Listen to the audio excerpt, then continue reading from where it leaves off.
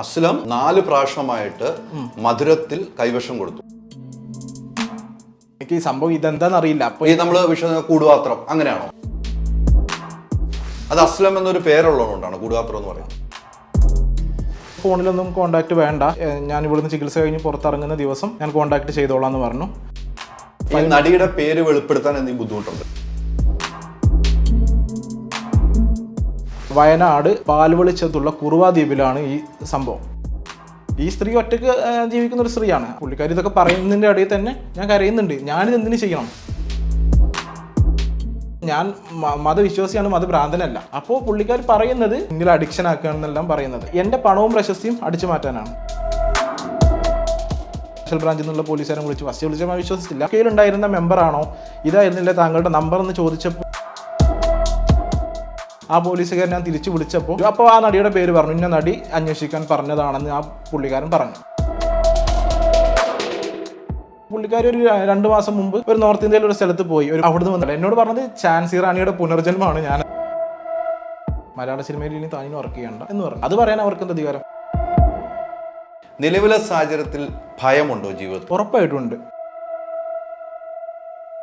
നമസ്കാരം. മലയാള സിനിമ വലിയ പ്രതിസന്ധിയിലൂടെയാണ് പോകുന്നത്. ഇപ്പോൾ ലഹരി മാഫിയയുമായി ബന്ധപ്പെട്ട് വലിയ ചർച്ചകൾ നടക്കുന്നതിനിടയിലാണ് ഒരാളുടെ ഫേസ്ബുക്ക് പോസ്റ്റ് ഇന്ന് യാദൃശ്യമായി കാണാൻ സാധിച്ചു. ആ ഫേസ്ബുക്കുമായി ബന്ധപ്പെട്ട് ഞാനത് മൊത്തത്തിൽ ഒന്ന് സ്റ്റഡി ചെയ്തപ്പം മലയാള സിനിമയ്ക്ക് വേണ്ടി മലയാള സിനിമയിൽ എന്തെങ്കിലും ആകണമെന്ന ആഗ്രഹത്തോടെ 2018 ഈ ചെറുപ്പക്കാരൻ, അസ്ലം എന്നാണ് അദ്ദേഹത്തിൻ്റെ പേര്, ചെറുപ്പക്കാരൻ സിനിമാ മേഖലയിലേക്ക് എത്തിയത്. പിന്നീട് അദ്ദേഹത്തിനുണ്ടായ ഒരു വലിയ അനുഭവമാണ് ഇന്ന് ഫേസ്ബുക്കിലൂടെ പങ്കുവച്ചിരിക്കുന്നത്. അത് വലിയ രീതിയിൽ ചർച്ചയാകുന്നുണ്ട്. സാധാരണ ഇത്തരം ഒരു വിഷയം ഉണ്ടായാൽ വലിയ ചർച്ച ഉണ്ടാകുന്നതാണ്. എന്നാൽ ഇദ്ദേഹത്തിൻ്റെ ഫേസ്ബുക്ക് പേജിൽ നോക്കുമ്പോൾ നമുക്ക് അത്ര വലിയ ഫോളോവറൊന്നും ഇല്ലാത്തതുകൊണ്ട് ചർച്ചയാകുന്നില്ല. എന്നാൽ അദ്ദേഹത്തിന് ഒത്തിരി പിന്തുണയുമായി ആ ഫേസ്ബുക്കിൽ കമൻറ്റ് ബോക്സ് നോക്കുമ്പോൾ നമുക്ക് കാണാൻ കഴിയുന്നു.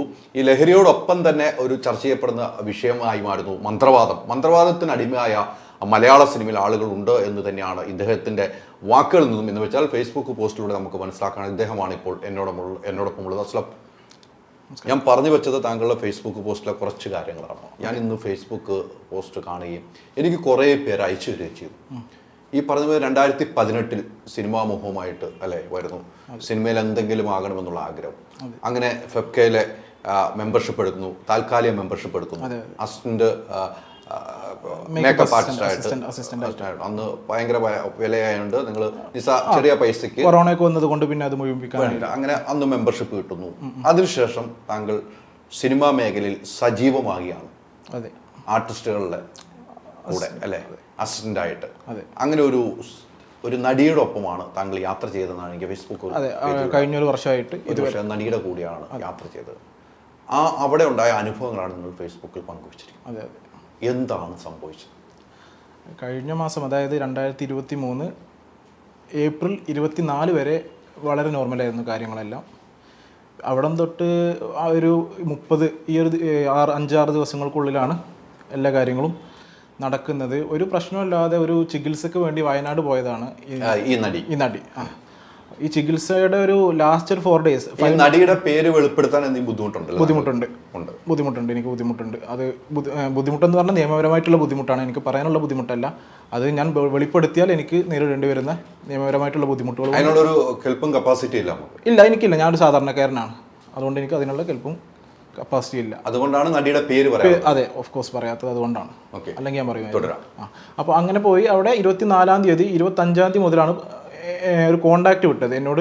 ചികിത്സയിലായതുകൊണ്ട് ഫോണിലൊന്നും കോണ്ടാക്റ്റ് വേണ്ട, ഞാൻ ഇവിടുന്ന് ചികിത്സ കഴിഞ്ഞ് പുറത്തിറങ്ങുന്ന ദിവസം ഞാൻ കോണ്ടാക്ട് ചെയ്തോളാം എന്ന് പറഞ്ഞു. അങ്ങനെ 29-ാം തീയതി വൈകുന്നേരം ഒരു 5 മണി ആ ടൈമിൽ എനിക്കൊരു 29-ാം തീയതി എനിക്കൊരു മെസ്സേജ് വന്നു.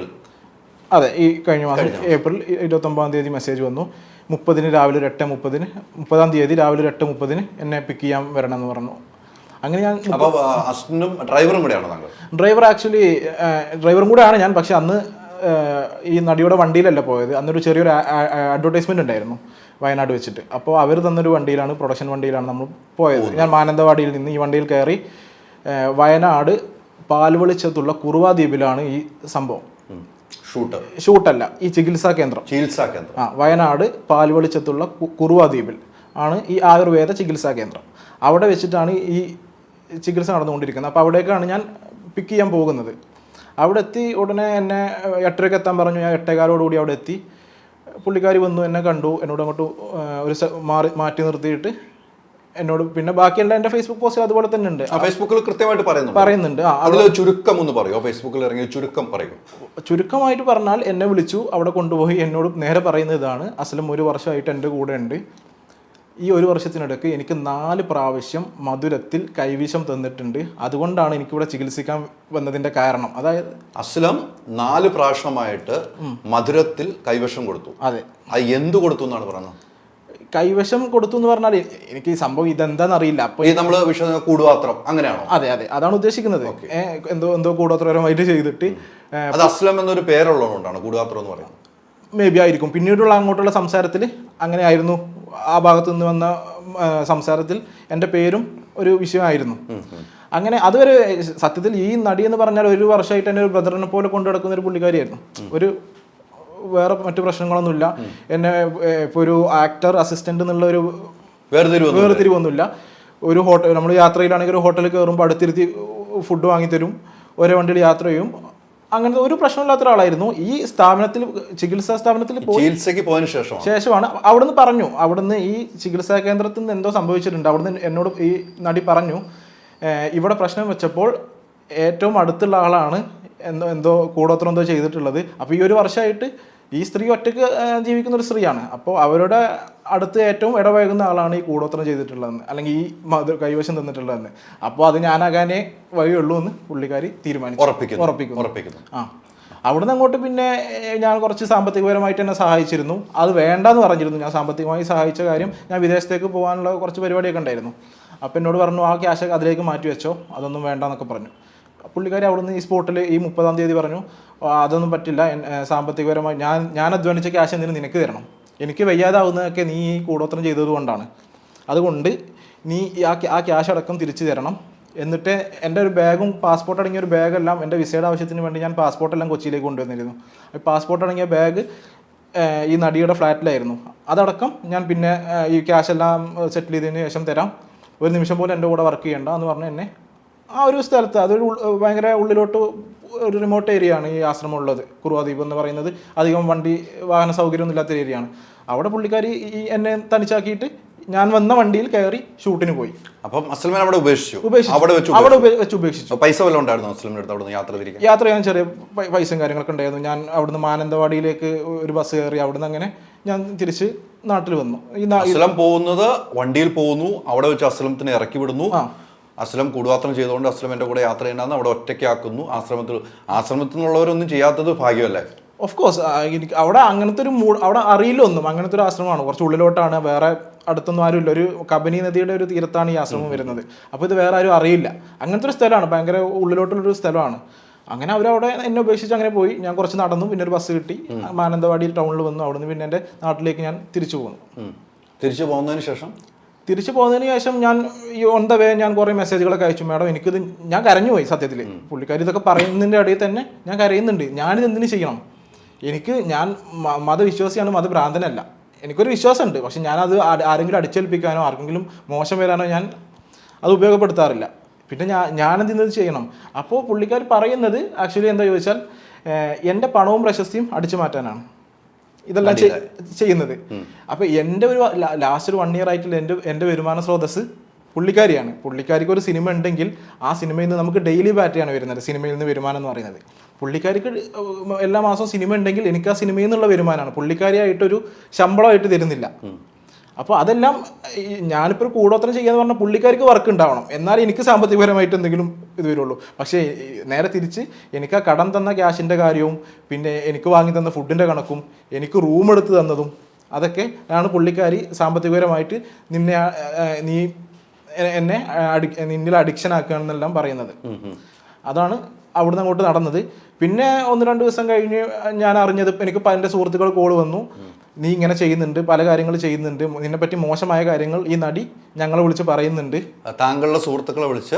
ഇത് കോമൺ ആയിട്ട് അറിയുന്നവര്, അറിയുന്ന സുഹൃത്തുക്കൾ ഈ നടി വിളിച്ച് പറയാണ്, താങ്കളെ കുറിച്ചുള്ള കുറ്റങ്ങൾ പറയാണ്? അല്ല, ഈ നടി ഇവർക്ക് വിളിച്ച് പറയാണ്, ഈ അസ്ലം എന്ന് പറഞ്ഞ വ്യക്തി എൻ്റെ കൂടെ ഉണ്ടായിരുന്നു, ഇനി പുള്ളിക്കാരനെ വിളിക്കരുത്, ഒരു കാര്യത്തിനും കോൺടാക്ട് ചെയ്യരുത്, പുള്ളിക്കാരൻ വിളിക്കുകയാണെങ്കിൽ ഫോൺ എടുക്കരുത്, പുള്ളിക്കാരൻ ഇങ്ങനെ ചെയ്യുന്ന ആളാണ്. അത് ഓരോ ആളുകളോടും വേറെ വേറെ പറയുന്നത്.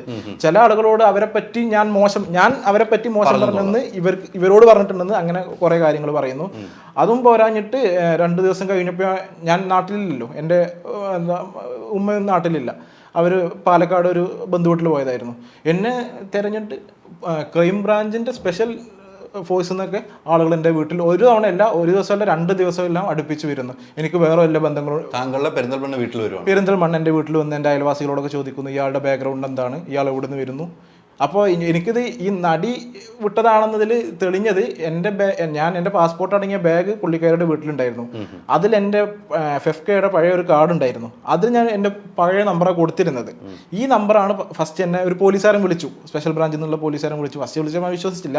പക്ഷേ ഈ FFKയിൽ ഉണ്ടായിരുന്ന മെമ്പറാണോ ഇതായിരുന്നില്ല താങ്കളുടെ നമ്പർ എന്ന് ചോദിച്ചപ്പോൾ ആ ബാഗ് പിന്നെ എൻ്റെ കയ്യിൽ കിട്ടി. ഈ FFKയുടെ കാർഡ് പരിശോധിച്ചപ്പോഴാണ് മനസ്സിലാവുന്നത് ഇത് എവിടെയായിരുന്നു ഇത്ര ദിവസം ഇരുന്നിരുന്നത്. അപ്പോൾ ആ ഇരുന്നിടത്ത വ്യക്തിയാണ് ഇത് ചെയ്യിപ്പിച്ചിട്ടുള്ളതെന്നും.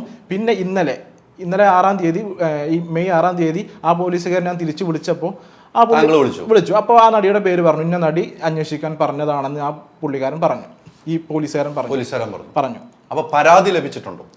അത് അവർക്ക് വ്യക്തമാക്കാം, അവർക്ക് മുന്നോട്ട് പറയാൻ പറ്റില്ല എന്നാണ് പറയുന്നത്. പരാതി ലഭിച്ചിട്ടുണ്ടോ എന്ന് അറിയില്ല. അവർ 2 ദിവസം എൻ്റെ വീട്ടിൽ വന്നു, എൻ്റെ അയൽവാസികളോടെല്ലാം തിരക്കി, ഇവൻ്റെ ബന്ധം എന്താണ്, ഇവൻ്റെ ഫാമിലി മന്ത്രവാദം നടത്തുന്ന ഫാമിലിയാണോ, അങ്ങനെയൊക്കെ അന്വേഷിച്ച് അവർ പോയി. എന്നെ വിളിച്ചിരുന്നു പോലീസുകാർ, നാട്ടിൽ വരുമ്പോൾ വിളിക്കണം, എൻ്റെ ഉമ്മയുടെ നമ്പറും ഡീറ്റെയിൽസും ഒക്കെ എടുത്ത് പോയിട്ടുണ്ട്.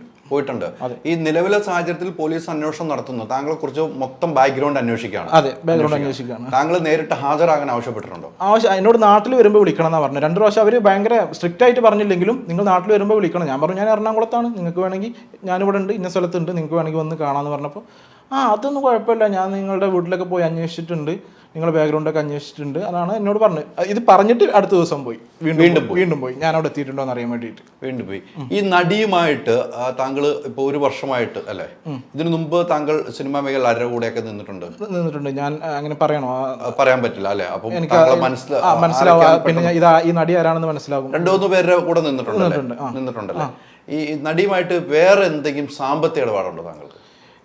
ഞാൻ പറഞ്ഞില്ല, എനിക്ക് ഗിഫ്റ്റ് പോലെ ഒരു ക്യാഷ് ഫേസ്ബുക്കിൽ ഇത്ര രൂപ തന്നിട്ട് 50,000 രൂപ അതെ തുറന്നു എഴുതിയിട്ടുണ്ട്. എനിക്ക് സാമ്പത്തികമായി 15,000 തിരിച്ചു കൊടുത്തു. ഇനി 50,000 കൊടുക്കാണ്ട്, 50,000 പിന്നെ ചെറിയൊരു എൻ്റെ റൂം റെന്റ് കൊടുത്തതിന്റെ ഒരു അഡ്വാൻസ് ഉണ്ടായിരുന്നു. ഞാൻ ഇവിടെ റൂം വെക്കേറ്റ് ചെയ്തപ്പോൾ അതിന്റെ ഒരു അഡ്വാൻസ് അടക്കം ഒരു 60-നുള്ളിലൊരു സംഖ്യ, 50-60-നുള്ളിലൊരു സംഖ്യ കൊടുക്കാനുണ്ട്. ഈ അന്ധമായ വിശ്വാസമുള്ളതാണോ ഈ നടിക്ക്? താങ്കൾ എങ്ങനെ മനസ്സിലാക്കുന്നത്? ആക്ച്വലി ഒരു 2 months മുമ്പ് വരെ ഇല്ലായിരുന്നു. ഇപ്പോൾ ആണ് ഇത്. ഒരു പുള്ളിക്കാരി ഒരു 2 മാസം മുമ്പ് ഒരു നോർത്ത് ഇന്ത്യയിൽ ഒരു സ്ഥലത്ത് പോയി, ഒരു പ്രത്യേക ആഘോഷം പ്രമാണിച്ച്, ഫെബ്രുവരിയിൽ വന്നൊരു ആഘോഷം പ്രമാണിച്ച് നോർത്ത് ഇന്ത്യയിൽ ഒരു സ്ഥലത്ത് പോയി. അതിനുശേഷമാണ് അവിടുന്ന് വന്നിട്ട് എന്നോട് കുറേ പുനർജന്മ കഥകളും അങ്ങനെയൊക്കെ എഴുതിയിട്ടുണ്ട്. ഞാനത് ഫേസ്ബുക്ക് വായിച്ചിട്ടുണ്ടാവും. എന്നോട് പറഞ്ഞത് ഛാൻസി റാണിയുടെ പുനർജന്മമാണ് ഞാനെന്നും. ഈ ഛാൻസി റാണിയുടെ സ്റ്റോറി എന്നോട് നോക്കാൻ പറഞ്ഞു. എന്നിട്ട് പറഞ്ഞു അതില് പുള്ളിക്കാരി ഒരു മകൻ എടുത്തു വളർത്തുന്നുണ്ട്, ആ മകന്റെ പുനർജന്മമാണ് താനെന്നും. അതായത് എന്നോട് മകനാണ്, അതുകൊണ്ടാണ് ഇത്ര സിങ്കായിട്ട് വർക്ക് ചെയ്യാൻ പറ്റുന്നതും ഇത്ര സ്നേഹം തോന്നുന്നതൊക്കെ. അന്ന് ഇതാ പറഞ്ഞേ, മാർച്ച് 31 കൂടി ആ ബന്ധം, ഞാനൊരു വ്രതം എടുത്തിരുന്നു, ആ വ്രതം തീരുന്നതോട് കൂടിയിട്ട് ഈ കടവും കടപ്പാടും, അത് പുള്ളിക്കാരി എപ്പോഴും പറയുന്ന വാക്കാണ്, ഈ കടവും കടപ്പാടും ഒക്കെ ഈ മാർച്ച് 31 കൂടി തീരും. അങ്ങനെയാണ് ഞാൻ കടം വാങ്ങിയ ക്യാഷ് വേണ്ടെന്ന് പറഞ്ഞത് പുള്ളിക്കാരി. ഒരു സംഖ്യ കടം വാങ്ങിയിരുന്നു, അപ്പോൾ അതൊക്കെ നീ വെച്ചോ, എൻ്റെ ഒരു ഗിഫ്റ്റ് പോലെ നിന്റെ ഭാവി ആവശ്യങ്ങൾക്ക് വെച്ചോ, അത് വേണ്ടെന്ന് പറഞ്ഞിരുന്നു. അതിനുള്ള എൻ്റെ മൊബൈലിൽ കിടക്കുന്നുണ്ട്, എൻ്റെ ഇതോടുകൂടി എല്ലാ കടവും കടപ്പാടും തീർന്നു, സംഭവം യുഗ എന്ന് പറഞ്ഞ് ഒരു മെസ്സേജ് എൻ്റെ ഫോണിൽ കിടക്കുന്നുണ്ട്. ഈ പുനർജന്മം എന്ന രീതിക്ക് ഝാൻസി റാണിയുടെ പുനർജന്മമാണ് താൻ പറയുന്നു. അതിനുശേഷമുള്ള ആറ്റിറ്റ്യൂഡ് എങ്ങനെയായിരുന്നു ഈ നടിയുടെ? ആറ്റിറ്റ്യൂഡിൽ വ്യത്യാസമൊന്നുമില്ല, എപ്പോഴും ഭയങ്കര ഫ്രണ്ട്ലി ആയിട്ടാണ്. ആക്ച്വലി അതിനുശേഷവും വളരെ ഫ്രണ്ട്ലി ആയിട്ടാണ് എപ്പോഴും എന്നോട് സംസാരിക്കുന്നതും പെരുമാറുന്നതെല്ലാം, ഒരു കുഴപ്പമില്ല. ഞാൻ പറഞ്ഞില്ലേ, വളരെ ഫ്രണ്ട്ലി ആയിട്ടുള്ള പേഴ്സൺ ആണ്. പെട്ടെന്ന് തിരിയുന്ന ഈ ആശ്രമത്തിൽ പോയതിനു ശേഷം, അതെ, ഈ ആശ്രമത്തിൽ പോയതിനു ശേഷമാണ് പെട്ടെന്ന് ഇങ്ങനെ ഒരു മാറ്റം വന്നത്. അത് ഞാൻ ഞെട്ടിപ്പോയതാണ്. നമ്മൾ ഒരിക്കലും പ്രതീക്ഷിക്കുന്നില്ല അങ്ങനെ പെട്ടെന്നൊരു മാറ്റം ഒരാളിൽ വരുമെന്ന് ഒരിക്കലും പ്രതീക്ഷിക്കുന്നില്ല. ഒരു 3 ദിവസം എന്നോട് തീരെ കോൺടാക്ട് ഇല്ലാതിരുന്നിട്ടുള്ളൂ. എന്നോട് വിളിക്കണ്ടെന്ന് പറഞ്ഞു, ഞാൻ എന്തെങ്കിലും ഉണ്ടെങ്കിൽ വാട്സപ്പിൽ മെസ്സേജ് ചെയ്താൽ മതി എന്ന് പറഞ്ഞു. ഞാൻ അതിനനുസരിച്ച് എന്നെ ഏൽപ്പിച്ച ചെറിയ ചെറിയ കാര്യങ്ങളുണ്ട്, അപ്പോൾ അതെല്ലാം ഞാൻ അപ്ഡേറ്റ് ചെയ്യുന്നുണ്ട് വാട്സപ്പിലൂടെ. ഈ 30-ാം തീയതി എന്നെ കണ്ടത് മുതലാണ് പുള്ളിയെ റെഡി ആയിരിക്കുമായിരുന്നു ആക്ച്വലി. അവിടുന്ന് പ്രശ്നം വെപ്പിച്ചിട്ടുണ്ട് എന്നോട്. ഇങ്ങനെയാണ് ഇവിടുത്തെ അങ്ങനെയാണ് പറഞ്ഞിട്ടുണ്ട്. അതെ, ഞാൻ എല്ലാം എൻ്റെ പോസ്റ്റ്. താങ്കളാണ് ഈ കൂടാത്രം ചെയ്തിരിക്കുന്നതെന്ന് പ്രശ്നം വെച്ചപ്പോൾ താങ്കളുടെ പേര് സഹിതം അവർ പറഞ്ഞിട്ടുണ്ടെന്നല്ല പറഞ്ഞു. പേര് അങ്ങനെ പറഞ്ഞില്ല, പേര് സഹിതം ഒന്നും പറഞ്ഞില്ല. നിങ്ങളോട് ഏറ്റവും അടുത്ത ആളാണ് അത് ചെയ്തത്. അടുത്ത ആള് താങ്കളാണെന്ന് താങ്കൾക്കും അറിയാം, ഈ നടിക്കും അറിയാം. അപ്പോൾ അവരത് ഉറപ്പിച്ചു, ഞാനാണ് ചെയ്തിട്ടുള്ളതെന്ന് കാര്യം അവരത് ഉറപ്പിച്ചു. അതാണ് ഉണ്ടായത്. താങ്കൾ നേരത്തെ പറഞ്ഞു ഞാനൊരു വിശ്വാസിയാണ് എന്ന് പറഞ്ഞല്ലോ. താങ്കളുടെ ഫേസ്ബുക്കിൽ ഒരു കുറിപ്പുണ്ടായിരുന്നു, അതിലെഴുതിയിട്ടുണ്ട് താങ്കൾക്കൊരു പള്ളിയിൽ നിന്ന് ഒരു പേപ്പർ കിട്ടിയിരുന്നു, അത് ഉമ്മ മേടിച്ചു തന്നു, തനിക്ക് ഇഷ്ടമില്ലാത്തതുകൊണ്ട്. എനിക്ക് അങ്ങനത്തെ അന്ധവിശ്വാസം. കുടുംബപരമായിട്ട് കൂടാത്രം വല്ലതും ഉണ്ടോ പള്ളിയിൽ നിന്ന് അങ്ങനെ മേടിച്ചു തരാൻ കാരണം? അത് ഇപ്പൊ നമ്മളിപ്പോൾ അരയിലെല്ലാം കെട്ടാറുണ്ട്, ചിലർ ഏലസൊക്കെ കെട്ടാറുണ്ട്, അതുപോലെ ഒരു സംഭവമായിരുന്നു അത്. എനിക്കതിൽ വിശ്വാസമല്ല. എനിക്ക് പേഴ്സിൽ വെക്കാൻ പണം ഉണ്ടാകാൻ തരുന്നത് അത് പലവരും പല വഴിക്ക് തരും. പക്ഷെ ഞാനത് ഓൺ ദ സ്പോട്ടിൽ എനിക്ക് ഇപ്പോൾ തോന്നുന്നു നന്നായെന്ന്. ഞാനത് ഈ നടിയോട് പറഞ്ഞിരുന്നു, എനിക്കിതൊന്നും വിശ്വാസമല്ല, ഞാനത് അന്നേ കളയുന്നു. നടിയോട് പറയാനുള്ള കാരണം എന്താണ്? ഇതിനെപ്പറ്റി സംസാരങ്ങൾ ഉണ്ടാവാറുണ്ട് ഇടയ്ക്ക്. എന്തെങ്കിലും എന്നോട് തമാശക്ക് ഈ കൈവശത്തിൻ്റെ കാര്യമൊക്കെ പറയാറുണ്ട്. നമ്മുടെ എറണാകുളത്ത് ഒരു ഹോട്ടലുണ്ട്. ഈ ഹോട്ടലിൽ ഒരു പ്രാവശ്യം പോയി, പിന്നെ പുള്ളിക്കാരിക്ക് ഇങ്ങനെ ഡെയിലി പോകാനുള്ള താല്പര്യം തോന്നുന്നു അവിടെ. ആ ഹോട്ടലിൽ അവിടെ ഒരു പ്രത്യേക വിഭവമുണ്ട്, ഒരു മീറ്റ്. അപ്പോൾ ഇത് കഴിക്കാൻ തോന്നുന്നു. അപ്പോൾ അന്നൊക്കെ എന്നോട് തമാശക്ക് പറഞ്ഞു, നീ എനിക്ക് വല്ല കൈവശം തന്നിട്ടുണ്ടോ ഇതിൽ, എനിക്ക് ഡെയിലി ഇത് കഴിക്കാൻ തോന്നുന്നു. അപ്പൊ അങ്ങനെയൊക്കെയുള്ള സംഭവങ്ങളൊക്കെ ഉണ്ടായിരുന്നു. അത് രസകരമായിട്ട് പറഞ്ഞിട്ടില്ല. അപ്പൊ അങ്ങനെ നമ്മൾ ഓരോ കാര്യങ്ങൾ പറഞ്ഞപ്പോഴാണ് താങ്കൾ വാങ്ങി തന്ന ലോകത്തിലെ എല്ലാ വിഷയങ്ങളെ കുറിച്ചും പുള്ളിക്കാർ സംസാരിക്കും എന്നോട്. നമ്മൾ അത്രയ്ക്ക് അടുപ്പമാണ്, നമ്മൾ സംസാരിക്കും, എല്ലാ കാര്യങ്ങളും സംസാരിക്കും. അതിന്റെ കൂട്ടത്തിൽ വന്ന് പോയൊരു മാറ്റർ ആയതുകൊണ്ട് ഞാൻ പറഞ്ഞിരുന്നു എനിക്ക് ഇങ്ങനത്തെ ഒരു ഇത് കിട്ടിയിരുന്നു. അതൊന്നൊരു വിഷയമാക്കി എടുക്കുന്നില്ല, ഞാനൊരു വിഷയമാക്കി എടുക്കുക. അങ്ങനെ എനിക്കൊരു ഉള്ളിൽ അങ്ങനെ എന്തെങ്കിലും ഒരു വിചാരം ഉണ്ടെങ്കിൽ ഞാൻ ഈ സംഭവം പറയില്ല. ഇപ്പം എൻ്റെ കയ്യിൽ അങ്ങനെ എന്തെങ്കിലും ഒരു കൂടോത്രം ഉണ്ടെങ്കിൽ ഞാനിത് അവരോട് പറയേണ്ട ആവശ്യമില്ലല്ലോ, എനിക്ക് ചെയ്താൽ പോരെ. മതി. ആ ചെയ്ത സംഭവം അന്ന് പള്ളിയിൽ നിന്നും എഴുതി തന്ന സാധനം താങ്കൾ കളഞ്ഞു എന്ന് പറയണം, അത് വാങ്ങിക്കൊണ്ട് വരണമെന്നും ഫേസ്ബുക്കിൽ എഴുതിയിട്ടുണ്ട്. അതെ, അത് തിരിച്ചുകൊണ്ട് വരണമെന്ന്. അത് ഏത് സാഹചര്യത്തിൽ അങ്ങനെ പറഞ്ഞു? അതിപ്പോൾ എനിക്ക് ആക്ച്വലി ഇപ്പോൾ ലാസ്റ്റ് എന്നെ വാട്സപ്പിൽ ബ്ലോക്ക് ചെയ്യുന്നതിൻ്റെ ആ കാരണം എന്നോട് ഇതാണ്, ഈ സംഭവം കളഞ്ഞു പോയി. ഞാൻ പറഞ്ഞു അന്നേ ഞാൻ കളഞ്ഞതാണ്, മാഡത്തിനോട് പറഞ്ഞതാണ്. എൻ്റെ വാട്സപ്പിൽ കറക്റ്റ് ചാറ്റ് കിടക്കുന്നുണ്ട്. അതായത് ഇങ്ങനത്തെ ഒരു സംഭവമൊക്കെ തന്നിട്ടുണ്ടെങ്കിൽ അതൊക്കെ ഞാൻ അന്നേ കളഞ്ഞു. എനിക്കിതിൽ വിശ്വാസമല്ല. ഇതിപ്പോൾ ആളുകൾ എങ്ങനെ എടുത്താലും എനിക്ക് കുഴപ്പമില്ല, ഞാൻ എൻ്റെ ബാങ്ക് ക്ലിയർ ആക്കുകയെന്ന്. ഇങ്ങനൊരു സാധനം എനിക്ക് കിട്ടി, ഞാനത് കളഞ്ഞു. ഈ കളഞ്ഞ കാര്യം അവരോട് ഞാൻ പറഞ്ഞു. 6 മാസമൊക്കെ ആയിട്ടുണ്ടാവും ഇത് എല്ലാം കഴിഞ്ഞിട്ട്. പക്ഷെ പുള്ളിക്കാരി ഇത് എന്നോട് ഇപ്പം നീ അത് തിരഞ്ഞെടുക്കണം, എവിടെയാണെന്ന് ഓർക്കണം. ഞാൻ പറഞ്ഞു എനിക്ക് അതിൻ്റെ ആവശ്യമില്ല, എനിക്കത് അറിയില്ല എവിടെയാണ്, നമ്മളെവിടെ കളഞ്ഞു എന്തോ അറിയില്ല. അങ്ങനെ അത് ഒഴിവാക്കി വിട്ടു. അതിനുശേഷം പറഞ്ഞു എനിക്കിനി വിളിക്കണ്ട, എന്നെ കാണാൻ വരണ്ടെന്ന് പറഞ്ഞ് എന്നെ മൊത്തത്തിൽ ബ്ലോക്ക് ചെയ്തത്. ഇപ്പം ഈ സംഭവം പോലീസിൽ വരെ എത്തി നിൽക്കുന്നു. താങ്കൾക്ക് ഇഷ്ടമുള്ള താങ്കളുടെ സുഹൃത്തുക്കളുടെ അടുത്തൊക്കെ ഇത് ഷെയർ ചെയ്തോ? എനിക്കിങ്ങനെ ഒരു പ്രശ്നമുണ്ട്, ഇങ്ങനെ പ്രതിസന്ധി ആയിട്ടുണ്ടെന്ന് പറഞ്ഞു. എനിക്ക് വിളിക്കാൻ പറ്റുന്ന കുറച്ച് പേരുണ്ട്. വിളിക്കാൻ പറ്റുന്ന, നമ്മൾ പ്രതീക്ഷിക്കാത്തൊരു സ്ഥലത്ത് നിന്ന് കോൾ വരുമ്പോഴാണ് നമ്മൾ മനസ്സിലാക്കുന്നത് ഇതെവിടെ വരെ എത്തിയിട്ടുണ്ടെന്ന്. ഇപ്പം എൻ്റെ ഏറ്റവും അടുത്ത സുഹൃത്തുക്കളോടും സിനിമയിലുള്ള സുഹൃത്തുക്കളോടും തന്നെ ഞാൻ പറഞ്ഞു. പക്ഷേ ഇതെല്ലാം കഴിഞ്ഞിട്ട് അപ്പുറത്തുനിന്ന് വേറൊരു കോൾ വരുന്നു. അപ്പം അവിടെ എത്തിയിട്ടില്ല. അപ്പം എല്ലാവരെയും എനിക്ക് വിളിച്ച് പറയാൻ പറ്റില്ല. പിന്നെ അതുപോലെ തന്നെ എൻ്റെ വീട്ടിൽ പോലീസും ചെല്ലുന്നു. ഇത് രണ്ടും കൂടെ ആയപ്പോൾ എനിക്ക് എൻ്റെ ഭാഗം ക്ലിയർ ആക്കണം. അതുകൊണ്ടാണ് ഫേസ്ബുക്കിൽ സ്റ്റാറ്റസ് ഇടുകയും ചെയ്തത്. അത് കണ്ടിട്ട് വിളിച്ചവർ ഒത്തിരി പേരുണ്ടാവുമല്ലോ താങ്കളുടെ, അവരെന്താണ് പറയുന്നത്? അവരിത് തന്നെ എന്നെ ഈ നടി വിളിച്ചു, നിന്നെ പറ്റി ഇങ്ങനെ പറഞ്ഞു, അസ്ലം എന്ന് പറഞ്ഞ വ്യക്തിയെ ഇനി താങ്കൾ കോൺടാക്ട് ചെയ്യരുത്, അയാൾക്ക് ഇങ്ങനെ കൂടാത്ര പരിപാടിയൊക്കെ ഉണ്ട്, അതുകൊണ്ട് ഇനി കോൺടാക്ട് ചെയ്യരുത്. അതുപോലെ തന്നെ എന്നെ വിളിച്ച് പറഞ്ഞു, എന്നെ ലാസ്റ്റ് വിളിച്ചു, എൻ്റെ ബാഗ് തന്നെ ഫ്ലാറ്റിൽ നിന്ന് ബാഗ് എടുക്കാൻ പറഞ്ഞ ദിവസം പറഞ്ഞത് നിങ്ങളാളുകൾക്ക് ഈ പരിപാടി മൊത്തത്തിലുണ്ട്, അതുകൊണ്ട് ഇനി ഈ പരിപാടി നടക്കില്ല എന്ന് പറഞ്ഞിട്ട് എന്നെ അങ്ങനെ ഒഴിവാക്കായിരുന്നു. ഈ നടിക്ക് പെട്ടെന്ന് ഇങ്ങനെ ഒരു ആശ്രമത്തിൽ പോകാനും ഇത്തരം ഒരു പ്രശ്നം വെച്ച് നോക്കാനുള്ള സാഹചര്യം എന്തായിരുന്നു? ശാരീരികമായിട്ട് കുറച്ച് വേദനകളൊക്കെ ഉണ്ടായിരുന്നു. അത് ചിലപ്പോൾ യാത്രകളുടെ ആവാം, വർക്കൗട്ടിനൊക്കെ പോകാറുണ്ട്, കൺസിസ്റ്റൻ്റ് ആയിട്ട് വർക്കൗട്ട് ചെയ്യാറില്ല ആക്ച്വലി. അതും എഴുതിയിട്ടുണ്ട് എഴുതിയിട്ടുണ്ട്. പിന്നെ ഞാനത് ഏതെങ്കിലും ഒരു സ്ഥാപനത്തെ മോശപ്പെടുത്താനോ അല്ല ഞാൻ പറയുന്നത്. അതിലിപ്പോൾ നമ്മൾ ജിമ്മിലെല്ലാം കൺസിസ്റ്റൻ്റ് ആയിട്ട് പോകുന്നവരെടുക്കുന്ന വെയിറ്റിൽ കൂടുതലൊക്കെ എടുത്തിട്ടുണ്ടാവും, അതുകൊണ്ടൊക്കെ ആയിരിക്കും. എന്തോ ആയാലും ബാക്കിൽ നടുവിനൊരു വേദന വന്നതാണ് എല്ലാത്തിനും തുടക്ക കാരണം. ഈ വേദന വരെ വന്നത് ഞാൻ കാരണമാണെന്നാണ് പറയുന്നത്. അതും താങ്കൾ? അതെ, എനിക്ക് വയ്യാതാവുന്നത്, കൊളസ്ട്രോൾ കൂടുന്നത്, ഷുഗർ കുറയുന്നത്, ഷുഗർ കൂടുന്നത്, ഇതെല്ലാം ഞാൻ കാരണമാണ്. താങ്കൾ കാരണമാണ് ഇതെല്ലാം വരുന്നത്. അതെ അതെ അതെ. വളരെ വിചിത്രമായിരിക്കുന്നല്ലോ താങ്കളുടെ കാര്യം. ഇനി എന്താ ചെയ്യണം? താങ്കൾ ഫേസ്ബുക്ക് കുറിപ്പിൽ ലാസ്റ്റ് പറയുന്നുണ്ട് എനിക്കെന്തെങ്കിലും ഉണ്ടായാൽ എന്ന് പറയുന്നുണ്ട്. കാരണം ഈ മലയാള സിനിമയിൽ താനിനി വർക്ക് ചെയ്യണ്ട, താൻ വിദേശത്ത് പോകാൻ നിൽക്കല്ലേ, ഇനി അവിടെ പോയി വർക്ക് ചെയ്തോ, മലയാള സിനിമയിൽ ഇനി താനിനി വർക്ക് ചെയ്യണ്ട എന്ന് പറഞ്ഞു. അത് പറയാൻ അവർക്ക് എന്താ അധികാരം? അതുപോലെ തന്നെ ഇപ്പോൾ ഈ പുള്ളിക്കാരി എൻ്റെ വീട്ടിലേക്ക്, പുള്ളിക്കാരി ഇപ്പോൾ ഒരു വലിയൊരു നടിയാണ് മലയാളത്തിലെ, അവർക്കുള്ള കോണ്ടാക്ട്സ് എല്ലാം വെച്ചിട്ട് അവരെൻ്റെ വീട്ടിലേക്ക് പോലീസിനെ അയക്കുന്നത്. ഇപ്പം ഞാൻ ഇത് എവിടുന്ന് സംഭവിച്ചു എന്നുള്ളത് ഞാൻ പുറത്തു വിട്ടാൽ, ഇത് എവിടുന്നാണ് സംഭവിച്ചത്, ഈ സ്ഥാപനത്തിൻ്റെ പേര് ഞാൻ പുറത്തു വിട്ടാൽ ഇതേ പോലീസ് അവിടെ പോയി അന്വേഷിക്കുമോ? ഇല്ല. കാരണം ഞാനൊരു സാധാരണക്കാരനാണ്. അപ്പോൾ ഒരിക്കലും അവരത് ചെയ്യില്ല. ഒരു കോളിൻ്റെ പുറത്ത് അവർ അവിടുന്ന് വന്നിട്ട്, തിരുവനന്തപുരത്ത് നിന്നാണ് ഈ കോൾ വന്നതെന്നാണ് എന്നെ വിളിച്ച സാറ് പറഞ്ഞത്. ഇൻ്റലിജൻസിൽ നിന്ന് കോൾ വന്നിട്ട് എൻ്റെ ബാക്ക്ഗ്രൗണ്ട് അന്വേഷിക്കാൻ അവർ പറഞ്ഞു. ഇത് ഞാൻ അവർക്ക് വിളിച്ച് പറയാണ്, എന്നെ വിളിച്ച സാറിനോട് ഞാൻ പറയുകയാണ്, സാറേ അങ്ങനെയാണെങ്കിൽ എനിക്ക് ഈ ദുരനുഭവം ഉണ്ടായത് വയനാട്ടിലെ കുറുവ ദ്വീപിലെ ഇന്ന സ്ഥാപനത്തിൽ നിന്നാന്ന് പറഞ്ഞാൽ ഈ സാറുമാർ അവിടെ പോയി അന്വേഷിക്കൂ? ഇല്ല. കാരണം ഞാനൊരു സാധാരണക്കാരനാണ്, അവരൊരു നടിയാണ്. അതിൻ്റെ വ്യത്യാസം അവിടെ കാണും. ഈ സിനിമാ മേഖലയിൽ ഇത്തരം ആളുകൾക്ക് ഭയങ്കര സ്വാധീനമാണല്ലേ? അതെ, ഉറപ്പായിട്ടും സ്വാധീനമാണ്. അവർക്ക് അതിൻ്റെ ഒരു പരിഗണന എവിടെ പോയാലും കിട്ടുന്നുണ്ട്. നമ്മൾ നേരിട്ട് കാണുന്നതാണ്. അതിപ്പോൾ ആരായാലും, നമ്മൾ എത്ര ഇഷ്ടപ്പെടാത്ത നടനായാലും നടിയായാലും നമ്മുടെ മുന്നിലൂടെ പോകുമ്പോൾ നമ്മൾ ഫോട്ടോ എടുക്കാൻ വേണ്ടി മുന്നോട്ട് വരും. നമ്മൾ കാണുന്നതാണ്. ഞാനിപ്പോൾ 4-5 വർഷത്തിനിടക്കായി ഇടയിലായി വർക്ക് ചെയ്യുന്നത്. പല ആളുകളും അങ്ങനെ ആണ്. ഈ കൂടോത്രപരമായിട്ട് ഇങ്ങനത്തെ അന്ധവിശ്വാസങ്ങളൊന്നും ആരും ചെയ്യുന്നത് നേരിട്ട് കണ്ടിട്ടില്ല, അനുഭവിച്ചത് ഇപ്പോഴാണ്. അന്ധവിശ്വാസങ്ങൾ ഒത്തിരി ഉണ്ടോ സിനിമയിൽ? അന്ധവിശ്വാസങ്ങൾ ഒത്തിരി ഉണ്ടോ എന്ന് ചോദിച്ചാൽ അങ്ങനെ എനിക്ക് പറയാൻ പറ്റില്ല. നമുക്കൊരു അനുഭവം ഉണ്ടായി, ഒരു അനുഭവം നേരിട്ടുണ്ടായി. പ്രതീക്ഷിക്കാത്തൊരു അനുഭവം പ്രതീക്ഷിക്കാത്ത ആളിൽ നിന്നുണ്ടായി.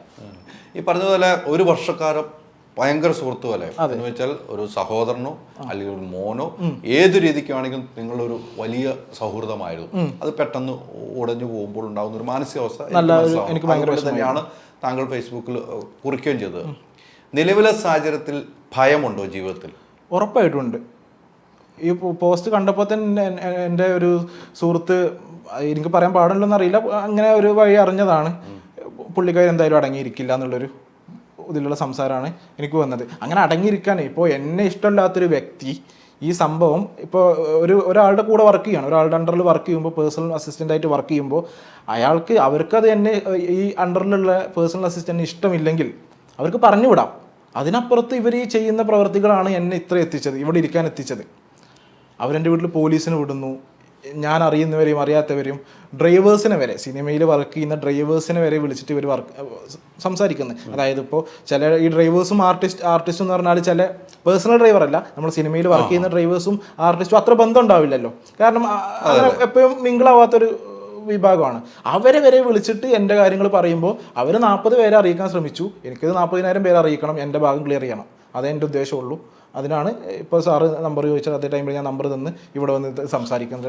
നിലവിൽ ഈ പറഞ്ഞ ജീവനിൽ ഭയമുണ്ടോ? അല്ല ഇനി തിരിച്ചൊരു കൂടുപാത്രമാണോ താങ്കൾക്ക്, അതോ വേറെ എന്തെങ്കിലും ജീവൻ? ഇല്ല, അങ്ങനെ പ്രതീക്ഷിക്കുന്നില്ല. അപ്പം എന്നെ ആരും അറിയില്ലെങ്കിലും ഈ നടിയെ എല്ലാവരും അറിയുന്നതാണ്. അപ്പോൾ നേരിട്ട് പുള്ളിക്കാരി ഒന്നും ചെയ്യുന്നില്ല. അല്ല വേറെ രീതിക്ക് അപകടപ്പെടുത്തുന്നല്ലോ ഭയമുണ്ടോ? ഭയം എപ്പോഴും ഉണ്ട്. എനിക്കൊരു ഭയമുണ്ട്. ഞാനിപ്പോൾ എറണാകുളത്ത് നിൽക്കുന്നതിനൊരു ഭയത്തിൻ്റെ പേരിലാണ് അങ്ങനെ ഞാൻ നിൽക്കുന്നത്. എറണാകുളത്ത് നിൽക്കാൻ ഭയമുണ്ട്. അത്രയും സ്വാധീനം ഇന്ന് അടിക്കണം. സ്വാധീനം ഓഫ് കോഴ്സ് ഉണ്ട്, അവർക്കുണ്ട് സ്വാധീനമുണ്ട്. സ്വാധീനം ഇല്ലെങ്കിൽ എൻ്റെ വീട്ടിൽ ഇങ്ങനെ ഒരു ലോക്കൽ സ്റ്റേഷൻ എന്നല്ലാതെ വേറൊരു പോലീസുകാർ വന്ന്, അല്ല പോലീസിന് അപ്പുറത്തേക്ക് മറ്റ് ബന്ധങ്ങളും ഗുണ്ടാബന്ധങ്ങളും അങ്ങനെ വല്ലതും ഉണ്ടോ ഈ നടിക്ക്? എനിക്ക് അത് അവർക്ക് ഉണ്ടാക്കാവുന്നേ ഉള്ളൂ.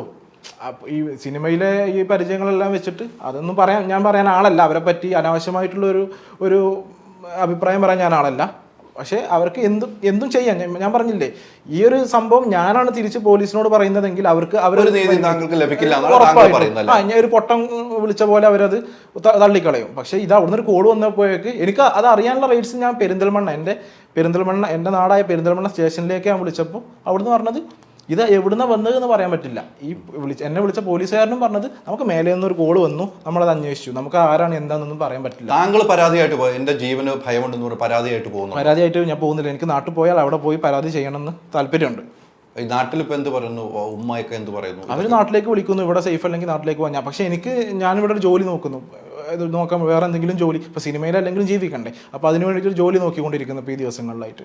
അപ്പം ഈ വീട്ടിൽ പോയിട്ട് ശേഷം പരാതിനെ കുറിച്ച് ആലോചിക്കാം. ഇനിയിപ്പോൾ പോലീസുകാർ ഇപ്പോൾ എന്നെ വിളിച്ചിട്ട് ഓൾറെഡി പറഞ്ഞത് വേറെ പ്രശ്നമൊന്നും ഇല്ല എന്നാണ് പറഞ്ഞത്. അതുകൊണ്ട് എനിക്ക് ഇവിടെ തന്നെ നിൽക്കാനുള്ളൊരു ചെറിയൊരു താല്പര്യമുണ്ട്. അപ്പോൾ അതിൻ്റെ പേരിൽ ഞാൻ വേറെ ജോലി നോക്കാൻ വേണ്ടിയിട്ട് ഇപ്പോൾ എറണാകുളത്ത് നിൽക്കുന്നു. പിന്നെ മറ്റൊരു കാര്യം ഫേസ്ബുക്കിൽ എഴുതിയത് ഇപ്പോൾ ഓർമ്മ വരുവാണ്, ഈ നടിയോട് അത്ര അറ്റാച്ച്മെന്റ് ഉള്ളത് കൊണ്ടായിരിക്കാം നടിയുടെ 2 ഫോട്ടോ താങ്കളുടെ കയ്യിലുണ്ടായിരുന്നു. അതെ, ഈ ഫോട്ടോ ആണ് എന്നെ കണ്ട ഉടനെ. അതായത് ഒരു ദിവസം ഈ ഫ്ലാറ്റ് ഇടയ്ക്കിടയ്ക്ക് റീഅറേഞ്ച് ചെയ്യുന്ന പരിപാടിയുണ്ട് ഈ നടിക്ക്. അപ്പോൾ എന്നെ വിളിച്ചു, എന്നോട് പറഞ്ഞു. അതൊക്കെ കൂടാത്ത ഭാഗമായിട്ടാണോ എന്ന് പിന്നെ തോന്നിയോ? എപ്പോഴും റീഅറേഞ്ച് ചെയ്യുമ്പോൾ അങ്ങനെ തോന്നിയപ്പോ ഇപ്പൊ തോന്നുന്നുണ്ടോ? ഇല്ല അതൊന്നും എനിക്ക് അങ്ങനെ തോന്നുന്നില്ല. അപ്പൊ ഓരോ പ്രശ്നങ്ങൾ ഇപ്പൊ അതാണ് പ്രശ്നം തന്നെ, പ്രശ്നം വെച്ച് നോക്കിയപ്പോഴാണെന്ന് ചോദിച്ചത്. ആ പ്രശ്നമല്ല, ഇപ്പൊ വീട്ടിലെ സാധനങ്ങൾ കൂടുമ്പോ പല സാധനങ്ങളും ഇങ്ങനെ വാങ്ങി കൊണ്ടുവരുമ്പോ ചെറിയ ഫ്ലാറ്റ് ആയിരുന്നു, അപ്പൊ അതിൽ വെക്കാൻ സ്ഥലമില്ലായിരുന്നു. അപ്പോൾ സാധനങ്ങൾ അങ്ങോട്ടും ഇങ്ങോട്ടും റീഅറേഞ്ച് ചെയ്യുമ്പോൾ ഒരു 10 വർഷം മുമ്പുള്ള നല്ല ഒരു 2-3 ഫോട്ടോ കിട്ടി. അപ്പോൾ ഈ പാസ്പോർട്ട് സൈസ് ഫോട്ടോ ആണ് ഞാൻ എടുത്തോട്ടെ എന്ന് ചോദിച്ച് അവരുടെ അനുവാദത്തോടു കൂടി എൻ്റെ പേഴ്സിൽ വെച്ചതാണ്. അത് അവർക്കും അറിയാം, അതുകൊണ്ടാണ് അവർ എൻ്റെ പേഴ്സ് ചോദിച്ചത്. ഫസ്റ്റ് എന്നെ കണ്ടപ്പോൾ തന്നെ എൻ്റെ പേഴ്സ് ചോദിച്ച് ഫസ്റ്റ് എൻ്റെ പേഴ്സ് എടുത്ത് വരാനാണ് പറഞ്ഞത്. അപ്പം ഞാനത് അവരുടെ അറിവോട് കൂടിയിട്ട് പേഴ്സിൽ വെച്ച സംഭവമാണ്. ഈ ഫോട്ടോ എന്ത് കൂടോത്രം ചെയ്യുന്നുണ്ടെന്ന് എനിക്കറിയില്ല. അങ്ങനെയാണെങ്കിൽ എനിക്കറിയില്ല. അത് ഫോട്ടോ തിരിച്ചു മേടിച്ചു, കീറിക്കളഞ്ഞു. അതിപ്പോ ഞാൻ അവിടുന്ന് എടുത്ത് മാറ്റിയിട്ടുണ്ടോന്ന് അറിയില്ല. അൺ ദ സ്പോട്ടിൽ അത് അവിടെ തറയിലാണ് കളഞ്ഞത്. ഈ ഫ്ലാറ്റിൽ വെച്ചാണ്? ഫ്ലാറ്റിലല്ല, ഈ ആശ്രമത്തിൽ വെച്ചിട്ടാണ്.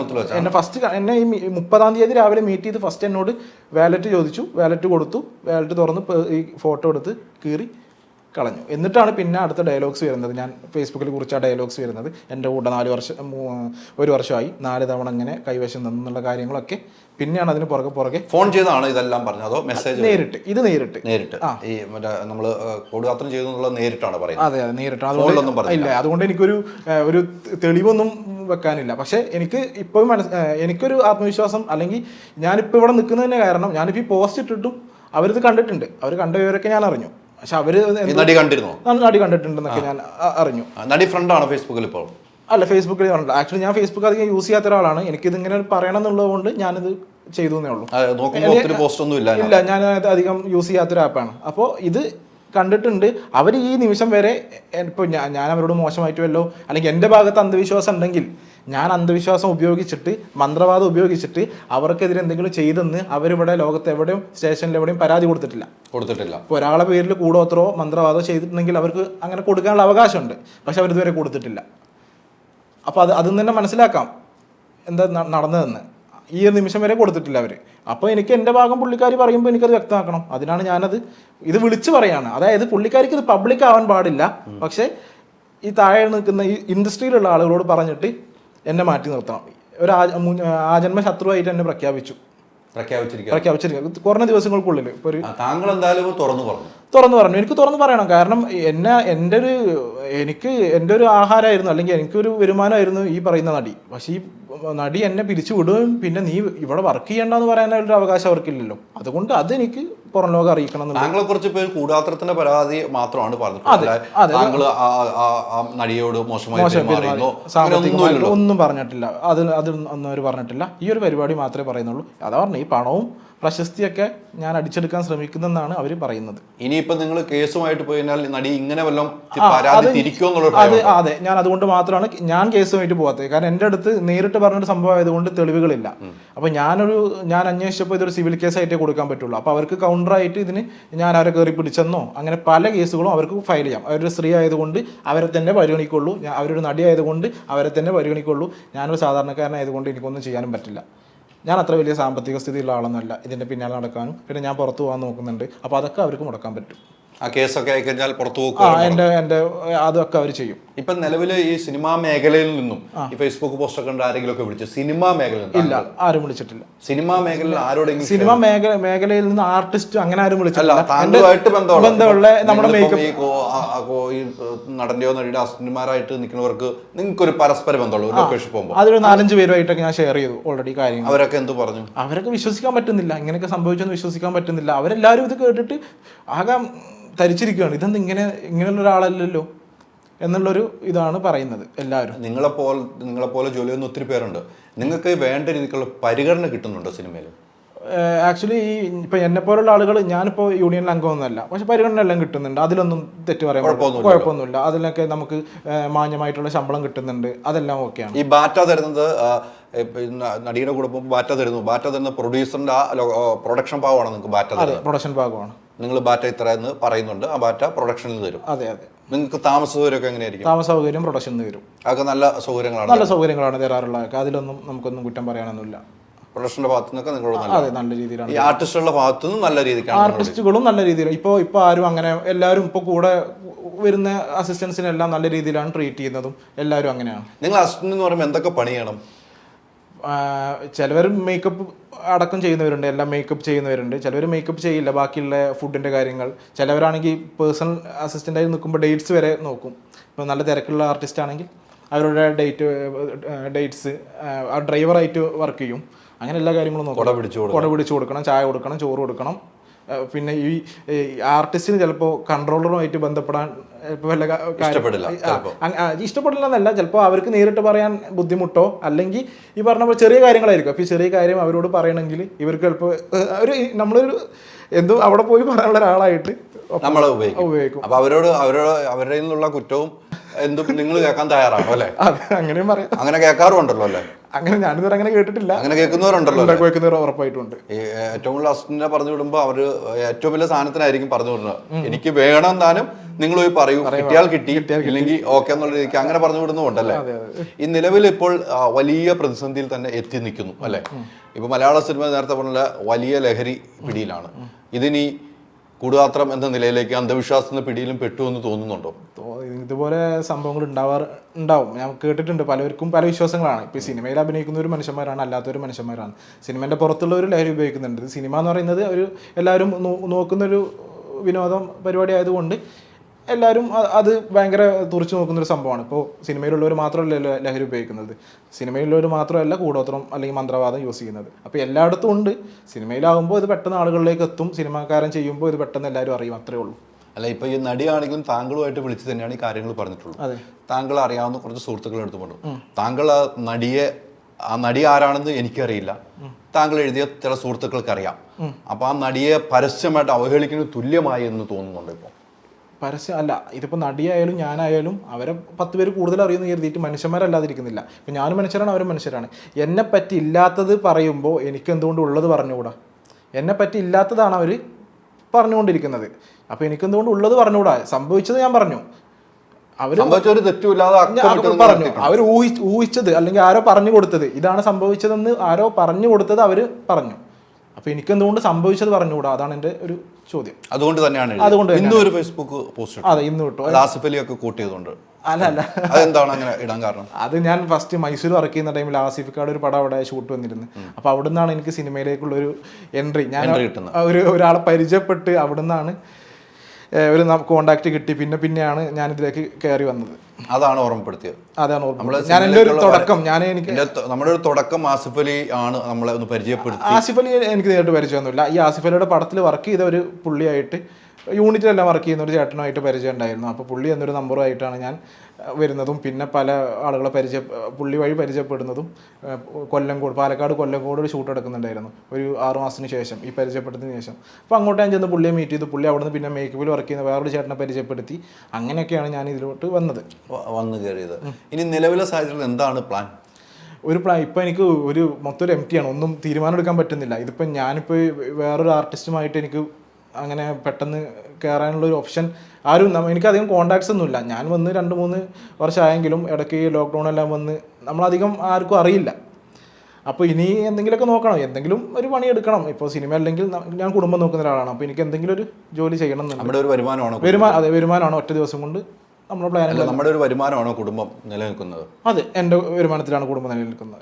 കുടുംബത്തിനും വലിയ ഒരു ബുദ്ധിമുട്ടായി. അതെ, ഉറപ്പായിട്ടും. എത്ര പേരാണ് നിങ്ങൾ? 3 പേര്. ഞാനും കൂടാതെ 2 പേര്, എൻ്റെ ഉമ്മയും പിന്നെ വേറൊരാളും കൂടെ ഉണ്ട്. അതുണ്ട്. അപ്പോൾ താങ്കളുടെ ഒരു പണമാണ് അവിടെ ഒരു ആശ്രയം. അതെ, അതില്ലാതെ ചെയ്യാത്ത തെറ്റിന് അല്ലേ? താങ്കൾ വായോ മനസ്സോ കർമ്മനോ അറിയാത്ത സംഭവം. അതെ.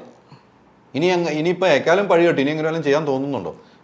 ഒരിക്കലും ഇല്ല, ഞാനിതിൽ വിശ്വസിക്കുന്നില്ല. ഇനി അങ്ങനെ ഒരാളിപ്പോൾ അവിടെ നിന്ന് ഇങ്ങോട്ട് വരികയാണെങ്കിലും അതെനിക്ക് കേൾക്കുമെന്നും തോന്നുന്നില്ല. ഇപ്പോൾ ഇതിൽ വിശ്വാസമുള്ള ഒരാളാണല്ലോ ഇപ്പോൾ ഇത് എന്നോട് പറഞ്ഞത്. ഇനിയിപ്പോൾ അവരിപ്പോൾ എനിക്ക് തിരിച്ച് വരും എന്ന് പറഞ്ഞിട്ടുണ്ട്. തിരിച്ചു വരും എന്നൊക്കെ ഒരു മെസ്സേജ് എനിക്ക് കിടക്കുന്നുണ്ട്. അങ്ങനെ എന്തെങ്കിലും തിരിച്ച് വെച്ചിട്ടുണ്ടോ? തിരിച്ച് വെച്ച് വേറൊരു രസമുണ്ട്. എനിക്ക് ഒരു ശാരീരിക അസ്വസ്ഥത പറഞ്ഞിരുന്നു ഈ വയനാട് പോകുന്നതിന് മുമ്പ്. ഞാൻ അപ്പോൾ പറഞ്ഞപ്പോൾ എന്നോട് പറഞ്ഞത് അത് ആരുടെ പ്രേതം കൂടിയതാണ്. ആ പ്രേതത്തിന് ഞാൻ തിരിച്ചത് എന്നെ ഉദ്ദേശിച്ചു ഈ നടി പറയാണ്, ഈ പ്രേതം അല്ലെങ്കിൽ ഈ പറഞ്ഞ പണി എൻ്റെ ദേഹത്തോട്ട് വന്നതാണ്. പക്ഷേ അത് എൻ്റെ ദേഹത്ത് വരില്ല, കാരണം ഞാൻ അത്രയും പ്രൊട്ടക്റ്റഡ് ആണ്. അതുകൊണ്ടാണ് എൻ്റെ ഏറ്റവും അടുത്ത ആളുടെ ദേഹത്ത് കയറിയത്. അത് ഞാൻ ആരാണോ എനിക്ക് അയച്ചത് അയാളുടെ ദേഹത്തോട്ട് തിരിച്ചു വിട്ടതാണെന്ന് പറയുന്ന ചാറ്റ് എൻ്റെ ഇതിലുണ്ട്. അങ്ങനെയും ചാറ്റ് ചെയ്തിട്ടുണ്ട്, ഫോണുണ്ട്. എൻ്റെ ഫോണിലുണ്ട്. ഇപ്പൊ പണി തുടങ്ങി അവിടെ അല്ലേ? പണി അവർക്ക് വിശ്വാസം അല്ല, അന്ധവിശ്വാസം ഉള്ളതുകൊണ്ട് അന്ധവിശ്വാസമുള്ളവർ ചെയ്യട്ടെ, എനിക്കത് വിശ്വാസം നമുക്ക് കേൾക്കില്ല എന്ന് നമ്മൾ ഉറപ്പിക്കും. നമുക്ക് അത്ര ഒരു വിശ്വാസമില്ല, അങ്ങനെ ഒരു വിശ്വാസമില്ല. അങ്ങനെ ഒരു വിശ്വാസം ഉണ്ടെങ്കിൽ ഇവർ ഇപ്പോൾ 1 വർഷത്തോളം ഞാൻ കൂടെ വർക്ക് ചെയ്യുന്നത്, ഇവർക്ക് അന്നേ മനസ്സിലാവണ്ടേ. ഇപ്പം എല്ലാവരും നോക്കിയിട്ട് ഈ അവസാനം ഈ സമയത്ത് ഇങ്ങനെ മനസ്സിലാക്കാൻ ഈ പറഞ്ഞതുപോലെ നോർത്ത് ഇന്ത്യയും പോയി അവിടെ നിന്ന് കൂടി വന്നതിന് ശേഷമാണ് ഈ കുറച്ചും കൂടെ ഡീപ്പായിട്ട് ഇങ്ങനത്തെ സംഭവം. അതിന് മുമ്പ് എന്തെങ്കിലും പ്രവൃത്തിയിൽ മാറ്റം ഉണ്ടായിരുന്നോ? ഇല്ല.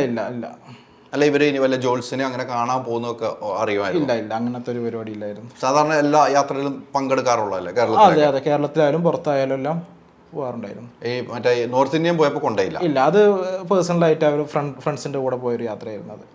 അതിൽ പങ്കെടുത്തില്ല. ബാക്കിയുള്ള സ്ഥലത്തുനിന്ന് ഉള്ളപ്പോൾ ഒരു സ്ഥലത്തും ആരെയും കാണാൻ പോകുന്ന അങ്ങനെയൊന്നുമില്ല. പെട്ടെന്നുണ്ടായ ഒരു ചേഞ്ചാണ്. ആ ചേഞ്ചിൽ നമ്മൾ ബലിയാടായി. അതെ, നമ്മൾ ബലിയാടായി. അപ്പൊ എന്തായാലും നമുക്ക് നോക്കാം. താങ്കൾ ഇത്രയും കാര്യങ്ങൾ വെട്ടിത്തുറന്ന് പറഞ്ഞല്ലോ.